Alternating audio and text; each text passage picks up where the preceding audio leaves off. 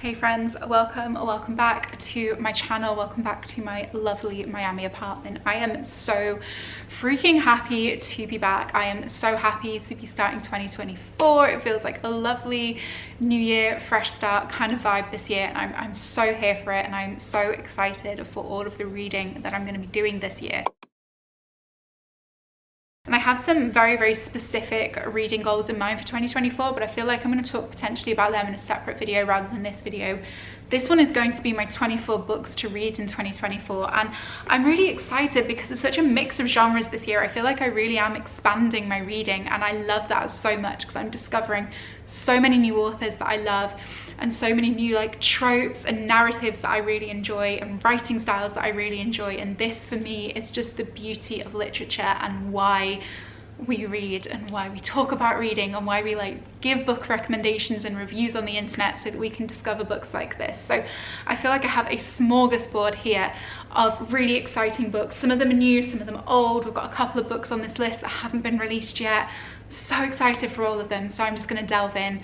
But before I do, please remember to let me know in the comments what your top book of the year that you want to read in 2024 is. I'm so intrigued to hear because I can hopefully add some of your recommendations to my reading lists for the year as well. So anyway, without further ado, I'm armed with my handy dandy journal because I've actually written down my 24 books to read in 2024 here.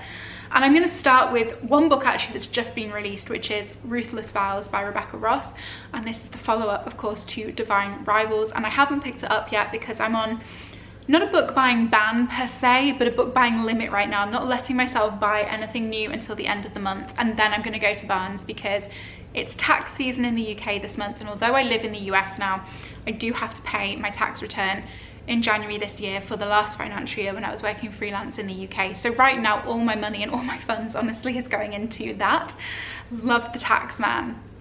So until that's paid, I'm not buying books, but once I am, Ruthless Vows, I'm not going to give any kind of synopsis on it just because obviously spoilers for anyone who hasn't read Divine Rivals, but it's a very whimsical, magical universe. It's fantasy, it's beautiful, the writing was stunning, and there's actually a 10 out of 10 Spotify playlist to read along to, which I actually found made the story so much more emotional for me when I read Divine Rivals, and I felt myself so much more like captivated by it, and just it was such a good reading experience. So yes, I really want to read Ruthless Vows. So that's one. Perhaps my most anticipated book, well, there's no perhaps about it, it is my most anticipated book, but one of my most anticipated book releases ever is the third Crescent City book, which is called House of Flame and Shadow by Sarah J Maas, which is releasing at the end of January, which I will be breaking my book buying ban or limit or whatever for. And that, like I say, is the third book in the Crescent City series, and I want to say it's actually maybe the last book in the Crescent City series. I can't remember if she said it's going to be a trilogy or not, but I am so excited for this book because if anyone has read the first two, you'll know how the ending of House of Sky and Breath went. You know what is at stake, and I just need to know what happens. I'm rereading everything Sarah J Maas has ever written right now in preparation for this book. So many theories going on up here, so many theories. I can't wait to read that, and I will be vlogging my reading experience, I can promise you. And then also Magnolia Park's Into the Dark by Jessa Hastings, the third book in the Magnolia section of the Magnolia Parks universe, is being released, I believe, on February 13th. So that's another one that I cannot wait for, and I will be going to Barnes & Noble and picking up on release day because I'm so excited. And for everyone who is unfamiliar with Magnolia Parks, I think a Gossip Girl but set in London and slightly more toxic, and it's just so compelling. So I'm very excited to read that. And then we delve into the rest of these books, the 21 books that I have here. Some of these I know more about than others, but a lot of them I'm just going off because something about them has compelled me to pick them up, and I'm just really excited by the writing and the different narratives and the different worlds and just everything about these books. So we're going to start off with arguably a classic, and this is Ernest Hemingway's A Movable Feast. Now, I haven't actually read any Hemingway before, but I feel like living where I live now, I should be reading Hemingway. So that was the first reason why I wanted to pick him up. And then when I was looking at all of the different books of his, so originally I was going to pick up The Old Man and the Sea, which is I think arguably his most well-known title, but then I was looking through and this one really spoke to me, and this is just like almost a memoir chronicling time spent in Paris, and it's time that he spent in Paris and time that he spent with other artists and writers in such a romantic and beautiful city. I love Paris, so I'm really excited to read this. And this is set in the 1920s, and he is with James Joyce, Wyndham Lewis, Scott and Zelda Fitzgerald, Ezra Pound and Gertrude Stein, and he recalls the time when, poor, happy and writing in cafes, he discovered his vocations. This is him becoming a writer. I am so excited. If you guys know me at all, you will know that becoming a writer is my biggest dream. While writing is kind of the foundation of my career right now, and I have 10 years experience working in copywriting and in marketing, it's not the same. It's not the same. I'm doing a creative writing degree currently with English literature, and I really want to publish books. Like, that's all I want to do with my life. I have so many stories up here that I want to publish them. So for me, reading something like that, like, I can't wait. I'm so excited to delve in. Like, I really am just, oh, so excited. Then we have Getting Lost by Annie Ernaux, and this is really interesting because she wrote a novel called Simple Passions, and it's about a woman who's married and who's having like a secret love affair with a guy, and then it's actually based upon this, which is her diaries of the time where she was having an illicit affair with a younger married man who was an attaché to the Soviet embassy in Paris.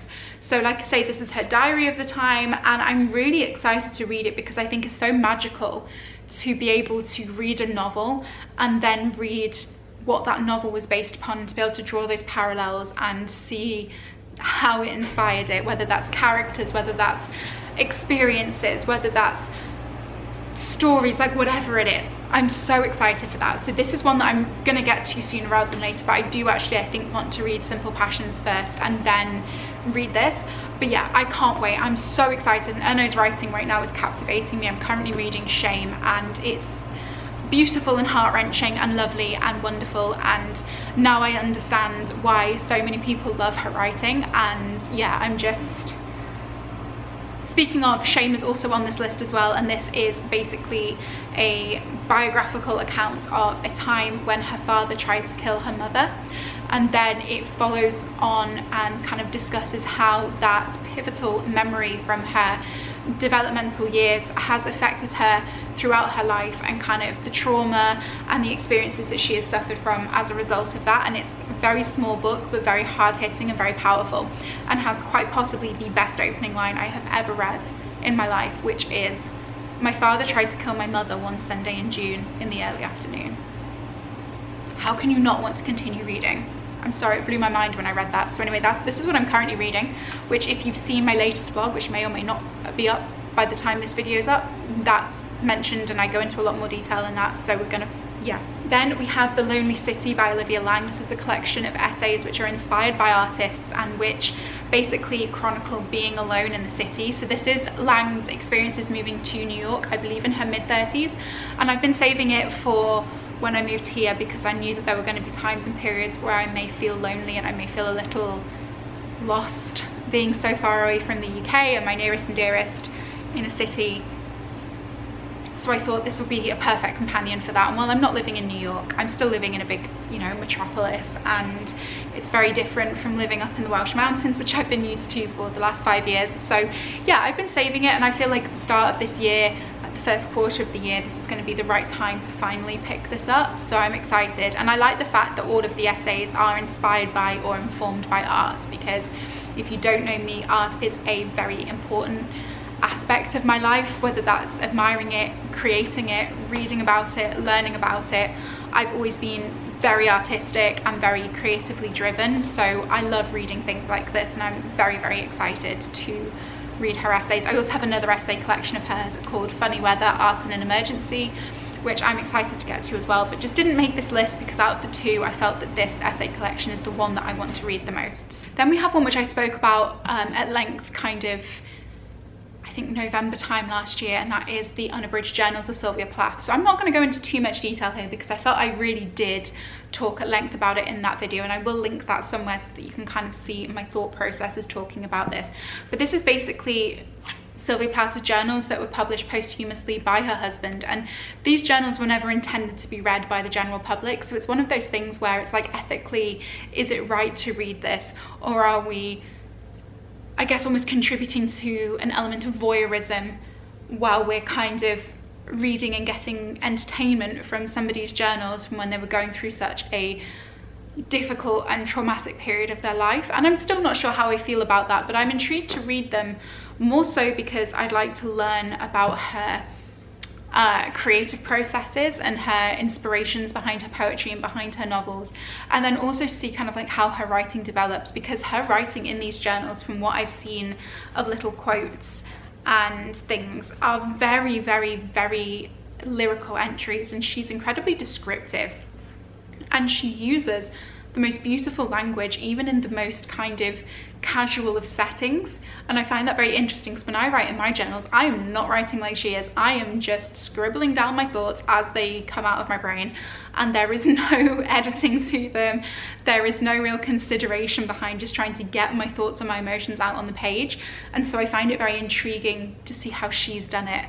And again, this is very similar to A Movable Feast. I feel like I'm reading this more because I want to hone my craft and learn more about my writing, and by reading something like this, where it's kind of chronicling her experiences, I feel like I'm going to learn a lot. And yeah, I'm also, like I said before, unsure of the ethics behind reading a book like this that was never actually intended for public consumption. I know that if my journals were published after my death, I'd feel like that was a massive privacy invasion, because I talk about anything and everything in those, and I don't think I would want those published for the wider world to see. So yeah, that does make me feel a little bit uncomfortable, but also I am suitably intrigued enough to put my discomfort aside. And then that also again makes me uncomfortable, because it's like, what does that say about me as a person? It's interesting thoughts.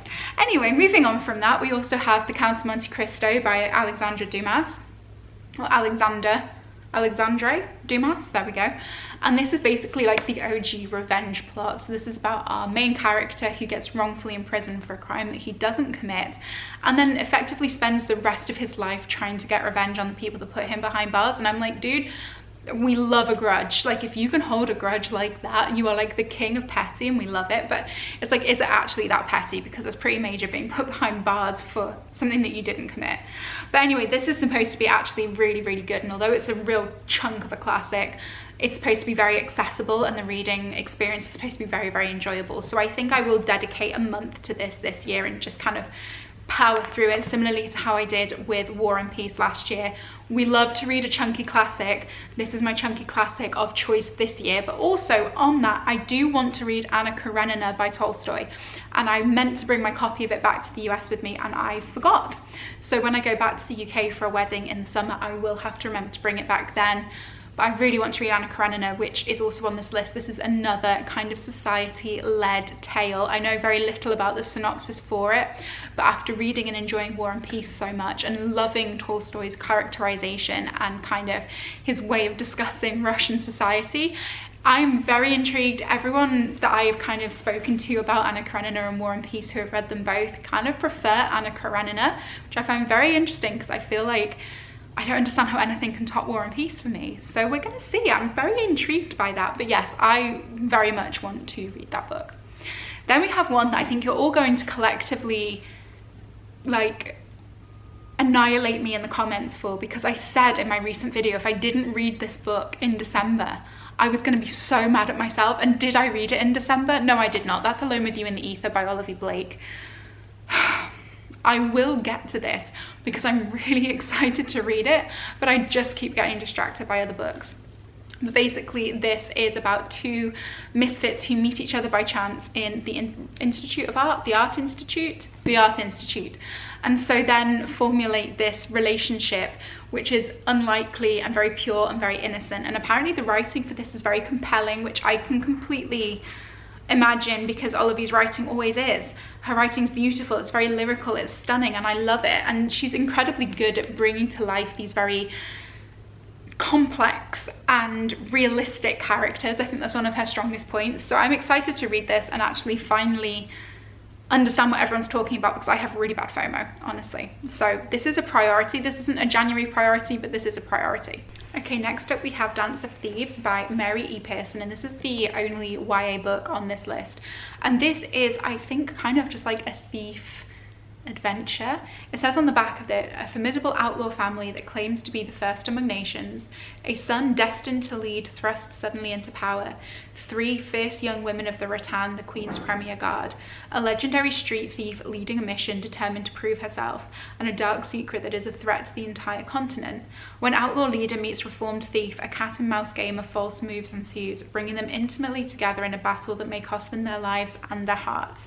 So I'm very intrigued by this. I love a bit of YA fantasy. It's always so well written, it's so fast paced, and it's so entertaining, and sometimes you just need a bit of that in your life. So I'm very excited to get stuck in. Then we have Study for Obedience by Sarah Bernstein. This is the book that was shortlisted for the Booker Prize this year, and I picked it up at the airport because I was just so captivated by it. And it's about this woman who moves into a new area. She lives with her brother, and all of a sudden things in the area start going amiss. I feel like there's like a ewe that dies, and a local dog's phantom pregnancy, demise of a ewe and her nearly born lamb, a potato blight, and then there's this suspicion amongst the townspeople of newcomers, and she finds herself at blame for all of these things that are happening. And I'm very intrigued by it. The writing's supposedly beautiful, and the narrative supposedly really captivating, and it's like discussions of witchcraft and femininity, and I'm really intrigued. So I want to say this is also a debut, potentially. It's won the Granta Prize Best of Young British Novelists in 2023.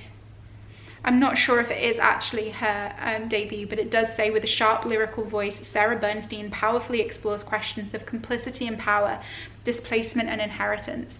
Study for Obedience is a finely tuned, unsettling novel that confirms Bernstein as one of the most exciting voices of her generation. So I am so stoked. Then we have The Storm We Made by Vanessa Chan. This was my December book of the month pick, and this is a book about a Malaysian mother who becomes an unlikely spy for the invading Japanese forces during World War II, and the shocking consequences that reign upon her community and her family. So one thing that I really wanted to make sure I was doing this year was reading more diversely, and reading translated works of fiction, and reading works that I normally wouldn't be exposed to and wouldn't ordinarily find in the bookstore. And so book of the month is providing a really great platform for me actually finding works like that. And this one really captivated me when I read the synopsis, but I actually sat and read the author's letter, which is right at the front of this book before you get into the narrative, and I literally nearly cried, because it was talking about her heritage and the discussions that she had with her grandparents around this time of history, and it was incredibly moving, and it makes me so excited to read this and to learn more. And I feel like, you know, reading diversely and reading these crucial stories in this historical fiction really does help you to learn more about cultures and learn more about other countries and pieces of history that may not necessarily be in your national curriculum and you may otherwise have never learned about. And again, it's just that power of books and that power of reading that opens us up to all of these new experiences. So I'm very excited to read this, and her writing, from what I've seen so far, is absolutely beautiful. So again, another one where just the language is just absolutely stunning, and I'm really excited to delve in. And then we have one of my favorite authors next. We have The People in the Trees by Hanya Yanagihara, and I think this was her debut novel, and I believe this is kind of like a medical related thriller. In 1950, a young doctor named Norton Perina embarks on an expedition to a remote Micronesian island in search of a rumored lost tribe. There he encounters a strange group of forest dwellers who appear to have attained a form of immortality that preserves the body but not the mind.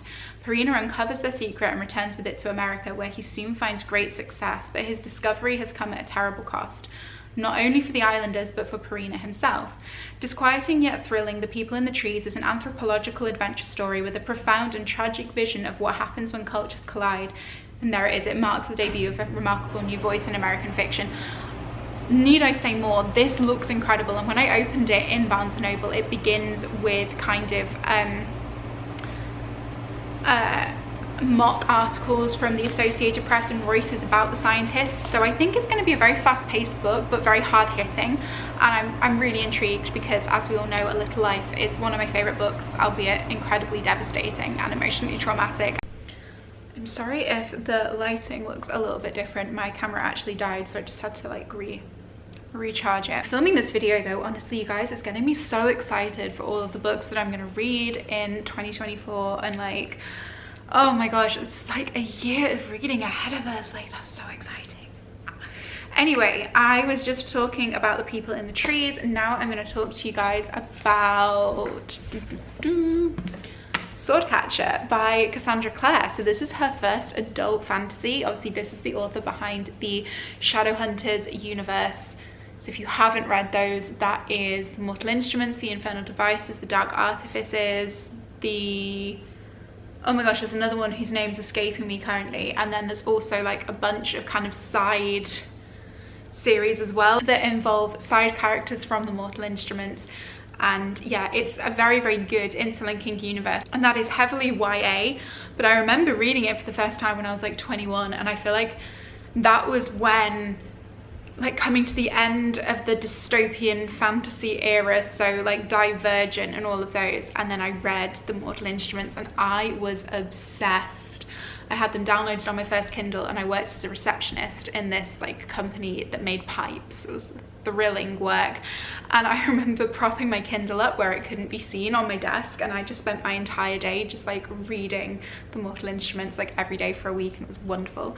So yeah, this is her first adult fantasy series. It's the Chronicles of Castellane, and on the back it says, welcome to an all-new fantasy world, forbidden love, dangerous magic, and a secret that could break the kingdom. Let the Chronicles of Castellane begin. So I'm kind of sad because I got my copy from the Miami Book Fair, and I didn't realize until I got home that the back of it's super beat up and like scratched, which makes me kind of sad. Because it got bought for me by somebody I very much appreciate. So I don't really know anything about this one, so this is another one that I'm just going to read the synopsis for you guys. Some of these, like I said, going into them I know a lot about, some I know very little. This one I know very little. But it says, in the vibrant city-state of Castellane, the richest of nobles and the most debauched of criminals have one thing in common: the constant search for wealth, power, and the next hedonistic thrill. Kel is an orphan, stolen from the life he knew to become a sword catcher, the body double of a royal heir, Prince Connor Aurelian. He has been raised alongside the prince, trained in every aspect of combat and statecraft. He and Connor are as close as brothers, but Kel knows that his destiny is to die for Connor. No other future is possible. Lynn Castor is one of the Ashkar, a small community whose members still possess magical abilities. By law, they must live behind walls within the city, but Lynn, a physician, ventures out to tend to the sick and dying of Castellane. Despite her skills, she cannot heal her best friend without access to forbidden knowledge. After a failed assassination attempt brings Lynn and Kel together, they are drawn into the web of a mysterious ragpicker king, the criminal ruler of Castellane's underworld, who offers them each what they want the most. But as the two descend into his world of intrigue and shadow, they discover a conspiracy of corruption that reaches from the darkest gutters of Castellane to the highest tower of its palaces. As long-kept secrets begin to unravel, they must ask themselves, is knowledge worth the price of betrayal? Can forbidden love bring down a kingdom? And will their discoveries plunge their nation into war and the world into chaos? And I don't know about you, but I just think that sounds really great. It also has a really nice map for the end pages, and I think this edition signed? I can't remember. They were selling like a ton of signed editions of things. No, it's not.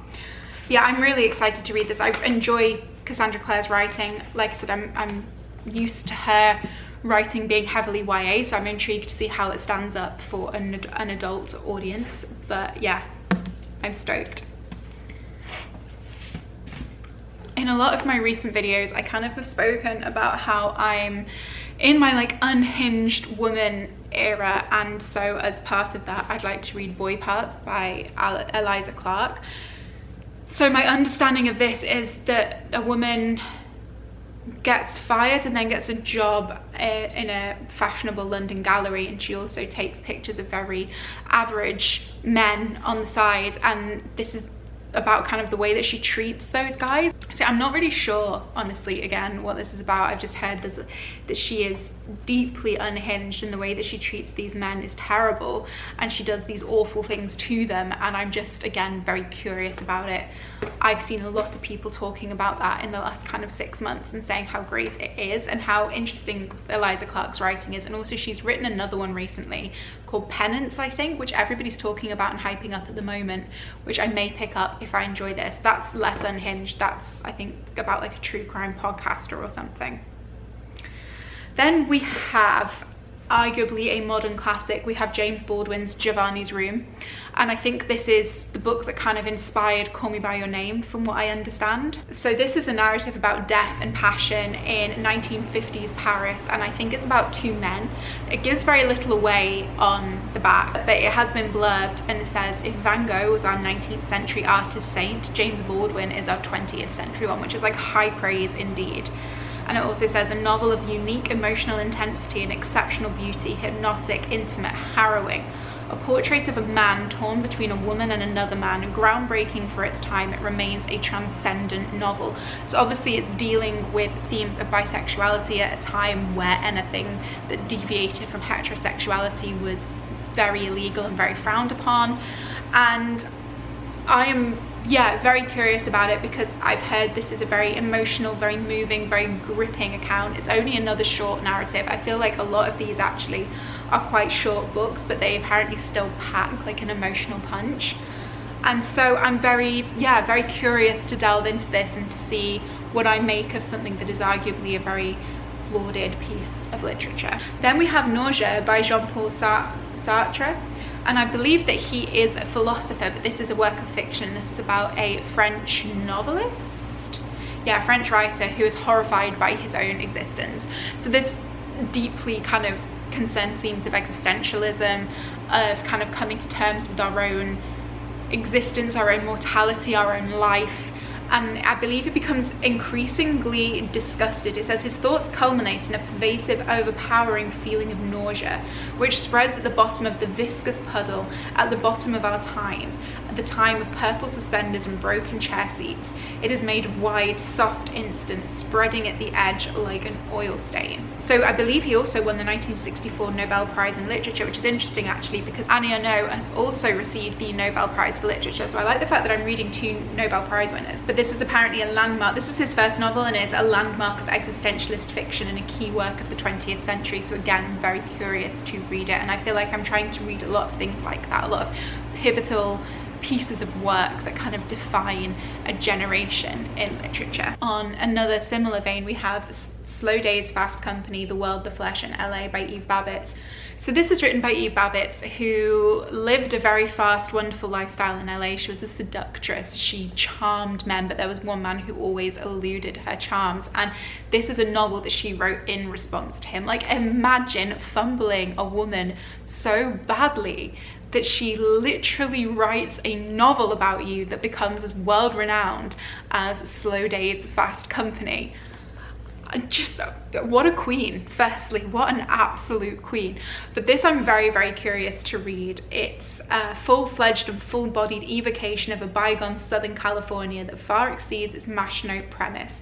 In 10 sun-baked Santa Ana windswept sketches, Babbitt recreates a Los Angeles of movie stars distraught over their success, socialites on the 3-day drug binges holed up in the Chateau Marmont, soap opera actors worried that tomorrow's script will kill them off, and Italian femme fatales even more fatal than Babbitt's. And she even leaves LA now and then, spending an afternoon at the house of flawless Orange County suburbanites, a day among the grape pickers of the Central Valley, a weekend in Palm Springs where her dreams of romance fizzle and her only solace is Virginia Woolf. In the end, it doesn't matter if Babbitt ever gets the guy because she seduces us. Yes. This is what I'm wanting for 2024. This is what I want out of 2024. On a very, very different note now, we have Minor Detail by Adania Shibley, who is the winner of the English Pen Award. So Minor Detail begins during the summer of 1949, which is 1 year after the war that the Palestinians mourn as the Nakba. During this time, the Israeli soldiers rape a woman, kill her, and bury her in the sand. And then many years later, her body is rediscovered, and Woman kind of finds this rediscovery fascinating, and she wants to learn more about it. And this is, I think, her haunting meditation on war, violence and memory. So this woman becomes fascinated to the point of obsession with this minor detail of history. So this is all about the Palestinian suffering and the Israeli occupation of Palestine. And this book in particular is very interesting at the moment because it's been incredibly hard to get hold of. The author was, I believe, due to host a series of events or host an event, and it actually got cancelled in the wake of everything going on right now between Israel and Palestine. And I just think that's so deeply unfair because it's not this author's fault, and the fact that she's being penalised by having her event cancelled is just unbelievably sad. So the literary world has been buying up this book in droves to support this author, which I firmly am in great support of. And so it took me weeks and weeks and weeks and weeks and weeks to be able to actually finally get my hands on Minor Detail, and now that I have it, I am looking forward to reading it. I don't want to say I'm excited to read it because I feel like that is not the right word to describe reading a book like this, especially something that is so topical currently, but I think it's very important that we uplift Palestinian authors right now, and that we also read books that are going to educate us more on the Israeli occupation. So I'm very intrigued to read Minor Detail, and that is something that is going to be at the forefront of my TBR for 2024. These Violent Delights by Mika Nemereva, which is I believe like a dark academia, and it's kind of also has like a friends to enemies to lovers trope, or a friends to lovers to enemies kind of trope, and academic rivals thrown in there as well, which I find absolutely fascinating. I think this is also a queer story as well because it is about Julian and Paul. Paul joins university after the death of his father, feels quite isolated and alone, befriends Julian, who sees him as his only intellectual equal, and I guess also therefore academic rival at this university, and therefore grows a relationship of mutual love, but that kind of turns into obsession and rivalry. And I'm really intrigued by this. It says, as their friendship spirals into an all-consuming intimacy, they each learn the lengths to which the other will go to stay together, an obsession that hurtles them towards an act of irrevocable violence. Unfolding with a propulsive ferocity, These Violent Delights is an exquisitely plotted excavation of the depths of human desire and the darkness it can bring forth in us. And I'm so stoked. This is just I find this fascinating, the concept of this book, and I'm really excited to read another dark academia because it's been a minute since I last read one. So again, this is very high up on my list of books that I want to read in 2024. Then we have another Olivia Blake. We have Masters of Death, which I haven't gotten around to reading yet. This was finally traditionally published a couple of months ago, and I'm actually sad that I missed out on the self-published edition of this, but I do really enjoy this Barnes & Noble special edition, especially because it has these gloriously illustrated end pages. But this is about, from what I can remember, a vampire real estate agent called Viola, and she's trying to sell a house, but the house is haunted, and so to be able to get rid of the spirit, she has to enlist the help of a psychic medium. And there is an extended cast of supernatural characters. I want to say an unruly poltergeist, a demonic personal trainer, and a sharp-voiced angel, a love-stricken reaper, and a few mindfulness-practicing creatures. So this sounds very, very intriguing. It just sounds kind of funny, like a silly, goofy time, and I'm really excited for that. I'm also wondering if it's going to be slightly reminiscent of Olivia Blake's writing when she wrote La Petite Mort, which is a short story of hers, which I really loved and wished had been expanded into a full-length novel. So if it's anything like that, I know I'm going to eat it up because that's one of my favorite books of hers, and yeah, I'm really excited for this one. And then finally we have The Late Americans by Brandon Taylor. I picked up this lovely signed edition in Waterstones when I was back in the UK. And this is just a coming of age novel set in a Midwest university town in America, and I'm very curious about it. It says here, the friends ask themselves and each other, what is the right thing to stake a life on? Work, love, money, dance, poetry. Is love possible without harm? And what does true connection look like in an age of precarity? And it's just exciting. I think the characters are like running out of time to decide on their futures. They're having to make decisions about who they want to be, where they want to be, where they're going. And it's that kind of like very tricky age where we're all kind of confused and a little bit lost at sea and not really sure of what we want from life. And I mean, honestly, I still feel like that a little bit at 31. So like, I'm very intrigued to see how this is written. And I very much remember being at that stage in my life as well. And this was also, oh no, this wasn't Booker shortlisted, sorry. The author was Booker shortlisted for Real Life, which I have not read. But this is tender and unflinching, one of his most exciting creations yet, a brilliant and electrifying symphony of a novel. And I just think this cover's beautiful. So, anyway, that is 24 books to read in 2024. I hope you guys have enjoyed this. If any of these books are on your TBR as well, let me know in the comments. And as I said at the start of the video, let me know what your most anticipated read for 2024 is.